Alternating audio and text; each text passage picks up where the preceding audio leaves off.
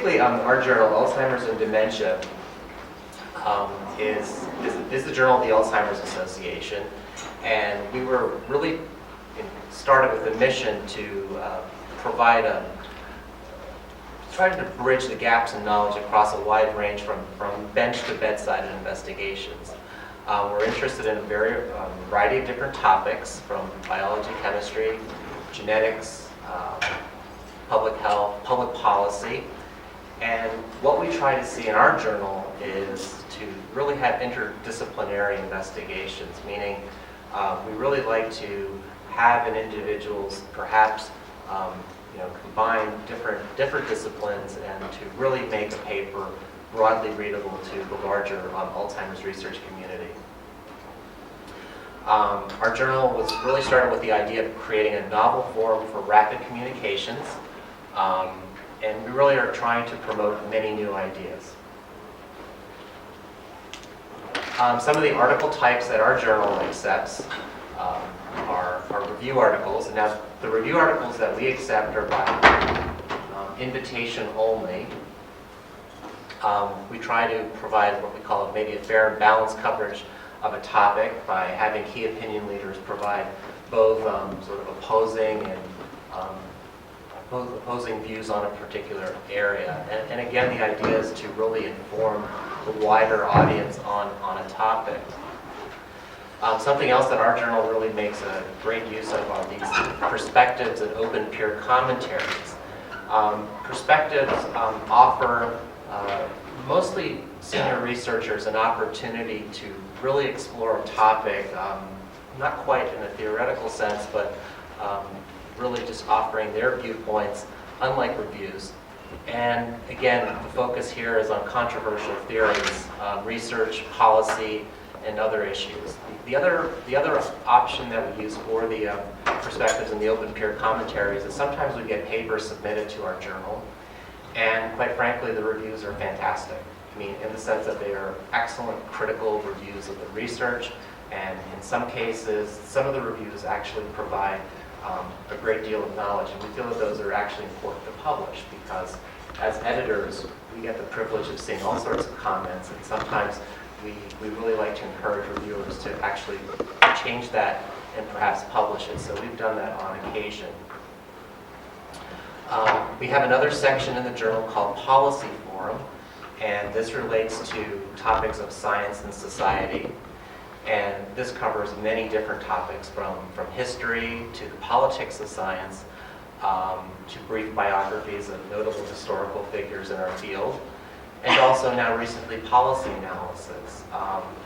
As you all probably know, there's been a lot of interest worldwide in terms of developing new plans for dementia and for Alzheimer's disease. The U.S. apparently has just released, I got an email yesterday evening that we now actually have a plan. So we're following by far probably the most submitted article type that we receive are research articles. Generally, these are your typical hypothesis-driven research or evidence-based validation studies. Examples come from many different disciplines, from, as Tab noted up here, biology, chemistry, clinical medicine, neuropsychology, social sciences, public health, public policy. But in any case, generally, manuscript includes a couple of main structures to it. The structured abstract is one part, the background, methods, results, discussion, references, acknowledgments, conflict of interest, and keywords. The manuscript basically starts with an abstract that should be written in a way that is broadly interesting to a diverse audience, that will understand the central research question and the significance of the findings or the conclusions of the study. Research articles, abstracts, are typically about 150 words.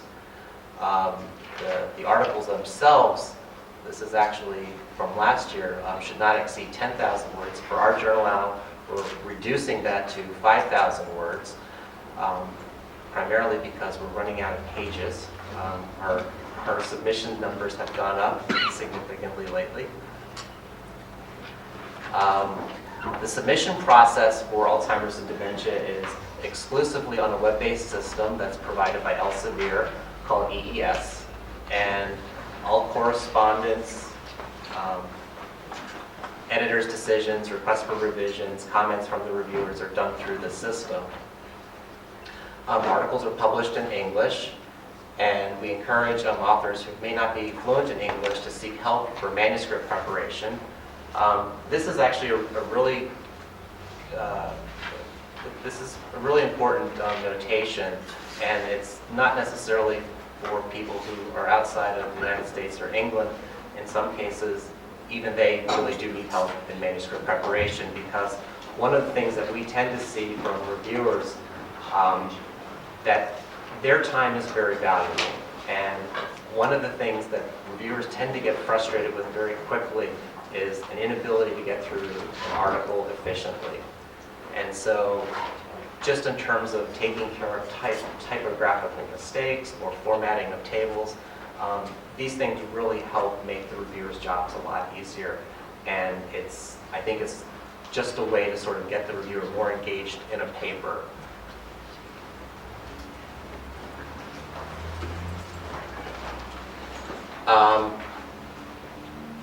So after the review process, basically what ends up happening is some sort of a decision is made on the paper.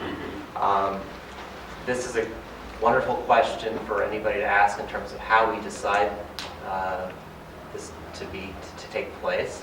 We'll certainly talk about that a little bit later. Basically, when submitting an article to a journal, and not necessarily Alzheimer's and dementia, but we think it's actually very helpful when authors suggest potential reviewers, particularly if it's a topic that's very specialized. And in the course of writing a journal article, authors are very frequently doing the literature searches, and they've reviewed the various opposing opinions. And so it might be relevant to highlight that in a cover letter, to suggest to the editors, to suggest potential reviewers. Conversely, when we receive articles, sometimes we also get the opposite from authors asking us not to send paper to a particular reviewer for a variety of reasons. Some of them are very interesting reasons, some of them with scientific rationale behind it, some of them for personal reasons, which often makes for an interesting day. So the review times for typical papers varies between 3 and 6 weeks. Sometimes it can be longer if we have a difficult time finding reviewers.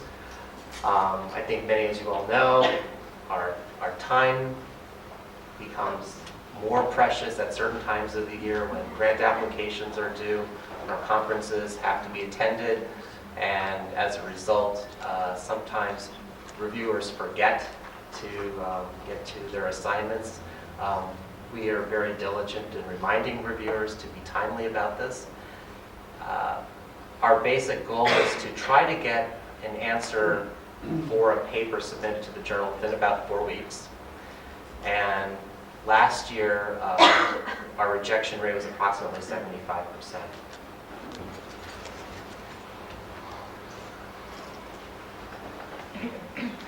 I also want to give some acknowledgement to a colleague at Texas A&M University, Barbara Castell. She has written a book, How to Write and Publish a Scientific Paper. I acknowledge her as a colleague because I think she has a very good book and was very helpful in helping me put together this slide deck some years ago. So I'll leave that there if you want to note that, or certainly the slide presentation is available to you also. If you prefer, I'm happy to send this, or the conference organizers would be happy to make this available to you all.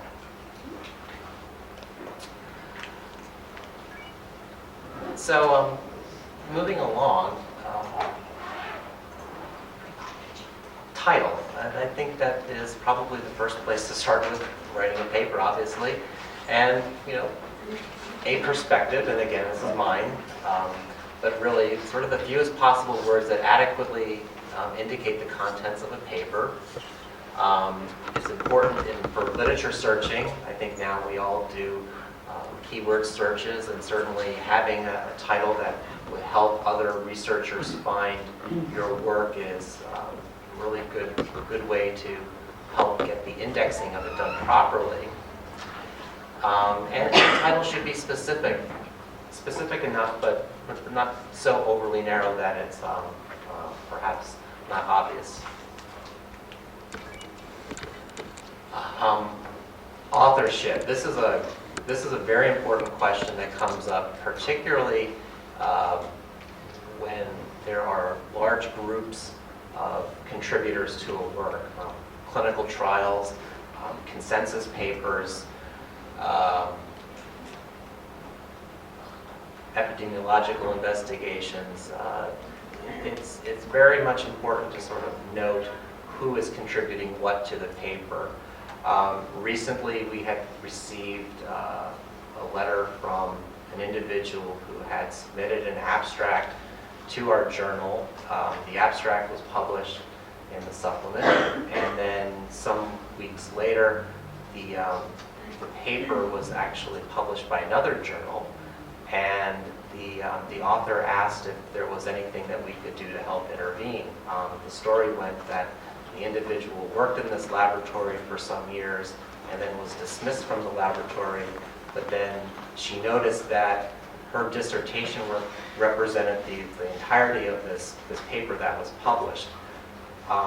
That's sort of an extreme example, but those things do happen from time to time. And we've talked to our publisher about how to handle situations like that. And really, that's a matter for the author or the individuals involved to work it out with their institutions. We're happy to help provide guidance in that regard, but those are some of the more unpleasant things that happen with conflicts in authorship.